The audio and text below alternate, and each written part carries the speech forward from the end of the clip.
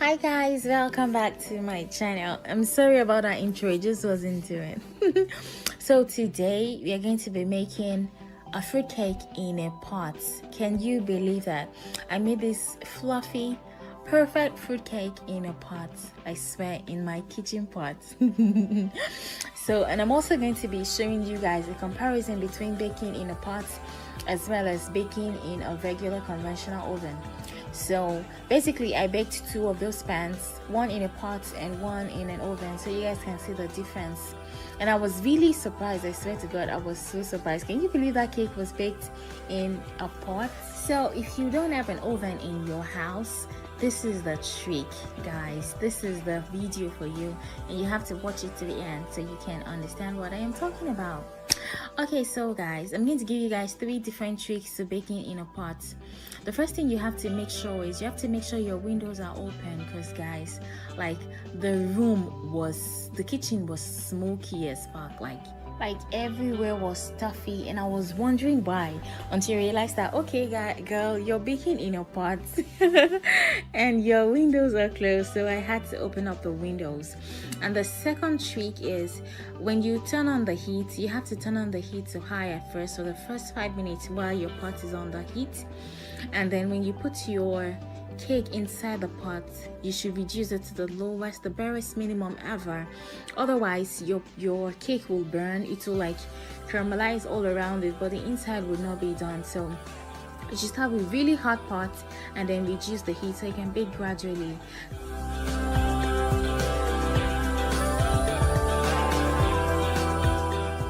So guys, the fourth trick is to use a pot that is big enough for air to circulate inside your pan. Do you understand? Okay, which means that was the reason why I used that little bowl, so that it will be small enough to be able to fit inside the pot while I cover it, and still there will still be space for hot air to circulate inside the pot. Do you understand? Okay, I'm sure you do. So guys, let's get back to this cake. So right now I'm trying to caramelize the sugar, because caramelized sugar kind of makes your fruit cake very it gives it a very brown color. That's if you don't have brown sugar, of course. And then it also gives you this caramel taste. It is really amazing, I promise you guys.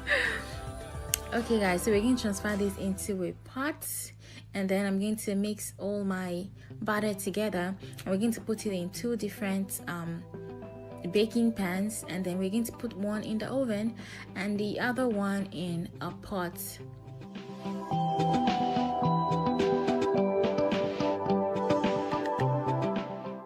So guys, it's time to make the batter for our cake. So we're pouring our 4 egg yolks into the bowl, and then 250 grams of butter, melted butter of course, and then we're going to stir that together, and then we're going to add to that our caramelized sugar.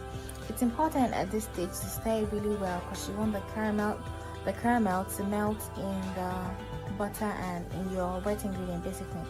And then we're pouring in like half a cup of kefir, and then stir it really well. So now it's time for our dried ingredients. So we need 2.5 cups of flour, and then you're going to stir it well.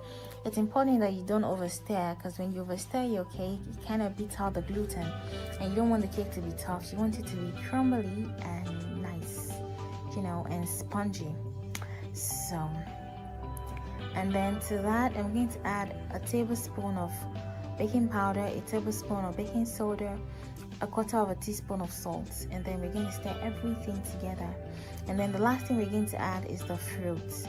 And don't forget, we marinated this fruit in some orange. I know I didn't say that, but I hope you read on the screen. In some orange, I squeezed some orange into it the night before so it could soak, because I didn't want to use alcohol. So now our whipped up egg whites. So we're going to fold this in gradually in 3 batches. The reason why you're folding it in 3 batches is because you want it to still hold up the volume. You don't want to deflate the old egg white that you bake, so you should fold it in 3 or 2 batches if you like. So this one I'm folding it in 3 different batches, so it can be really nice and fluffy and voluminous.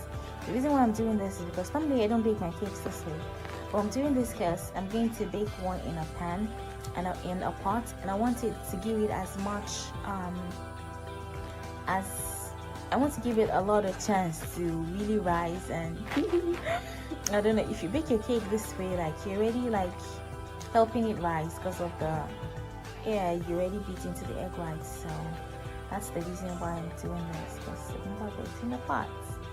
So let's see how this goes, guys. So now I'm going to transfer the batter into 2 different pans, the same pans, and I'm going to try to fill them at equal lengths as possible, because I want to see which one bakes first and how it bakes and which one is better. You get? So I'm going to be using this non-stick pot and then I'm going to cover the pot and then leave it on for at least 20 minutes before I touch it. And make sure to reduce the heat to the lowest possible. So I'm going to transfer the other one into the oven and then wait for maybe 30-40 minutes and come back to check it. So guys, this was 42 minutes later. It's so funny. The other cake I baked in the oven was baked within 24 to 27 minutes, but this one took around 40, almost 50 minutes. And it's important to note that the first 20 minutes when I opened the pot, like the outside was brown but the inside was still not done at all, and the whole place was full of smoke. So what I had to do was to open the window and reduce the heat. And I think this cake is done. See, the knife come down clean. And then it is drier. I think it's a little drier than the other one, and it is spongier. I don't know how, but like I'm so surprised. Like seriously, it is drier and spongier than the one that was baked in the oven. And if you notice, I didn't put the pan directly on top inside the pot. I put it on top of something, that way the heat was not directly on the baking pan. So see how dry this cake is. See how dry, but see how moist this one is. Wow.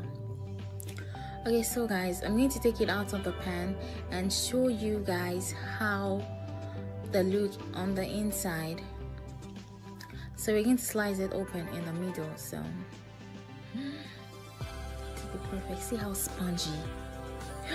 So spongy. Okay. So guys, we're going to cut this cake in the middle and see what it looks like inside. So let's see. Wow. Still very hot. Then look at this one. This one already had time to cool down. Like, this one is moist and just, you know, chilled. But the other one is drier and spongier, but they're still very perfect cakes. See, this was one I baked in the pot. See how spongy it is. Like, guys, if you don't have an oven in your house, you can bake in a pot. Definitely bake in a pot. So give me a thumbs up and subscribe and tell me what more videos you want to see. I hope you guys learned a few things. Thank you guys for watching, and I'll see you in my next video.